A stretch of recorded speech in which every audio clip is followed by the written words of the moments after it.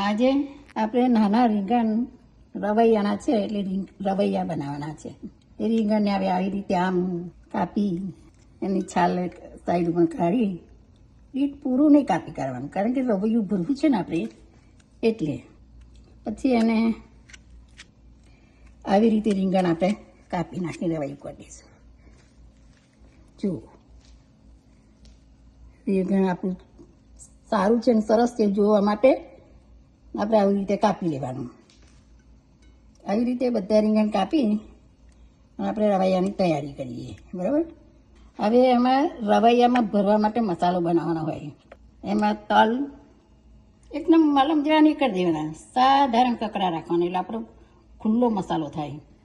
તલ કેવી રીતે કરી નાખ્યા છે, એક નાની વાડકી કટોરી નાની, અને એટલા દાણા મસાલી તેને પણ એ રીતે કરી નાખીને તૈયાર કરે છે, બરાબર. હવે એની અંદર પછી આપણે બધું ભેગું કરી અને એની અંદર ધાણા જીરુંનો મસાલો જરા ઉપર તો નાખવાનો, 3 ચમચી નાખી દેવાનો મસાલો. 3 ચમચી નાખી અને એની અંદર મીઠું નાખવાનું, મરચું નાખવાનું, હળદર નાખવાની, અને પછી પાછી એને ભેગું કરી અને આપણે આદું લસણ અને પીસી કાઢી અને ઉલિયાળી થોડી અને એ અચકતરી પીસી અને એને પણ નાખી દેવાનું. એની અંદર થોડી હિંગ નાખવાની. હવે આ મસાલો તૈયાર થઈ ગયો છે, આપણે બધું નાખ્યું છે અંદર. હવે આ રવૈયા બનાવ્યા છે, મસાલો બનાવી દીધો આપણે, એટલે હવે આ રવૈયાની અંદર આપણે મસાલો બધો ભરી દઈએ. તેલ લગાવી દેવાનું, રીંગણનો કલર ના બદલાય, આવા કલર રહે એટલા માટે સેજ તેલ આપણે લગાવી દઈએ ને. રવૈયા ભરેલા તૈયાર થયા, આવી આપણે બનાવી દઈશું. હવે એમાં તેલ નાખીએ આપણે. આપણું જીરું સરસ તતરી ગયું છે, એની અંદર આપણે રીંગણ મૂકી દઈશું.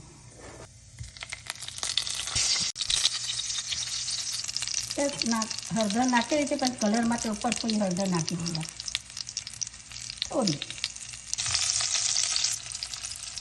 હવે આપણે બંધ કરી દઈશું. થોડી વાર આપણા રીંગણ બફાય.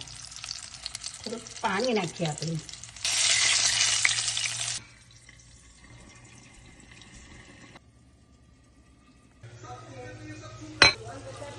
આ રવૈયા રીંગણ દેખે ને એટલે છોકરાને ખાવું ગમે ના, એટલે હું શું કરું, એની અંદર બટાકા નાખી દઉં. બટાકા જોઈને છોકરાને ગમે ખાવાનું. થોડા બટાકા, એક બટાકો નાખી દીધો. હવે આપણે આ બટાકાને ચડવા દઈશું. 5 મિનિટમાં ચડી જશે બટાકાને. હવે આપણે ખોલીએ અને ખોલીને હવે બટાકા રીંગણ બધું ચડી ગયું છે, એટલે એની અંદર આપણે મસાલો નાખી દઈએ.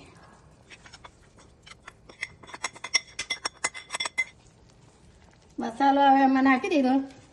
ગોળ વગરના રવૈયા બહુ ફાઇન લાગે, પણ મારા છોકરા છે ને ગોળવાળા રવૈયા ખાવા જ માંગે, એટલે મારે ગોળ નાખવો પડે, એટલે હું ગોળ એમાં નાખું છું, બરાબર.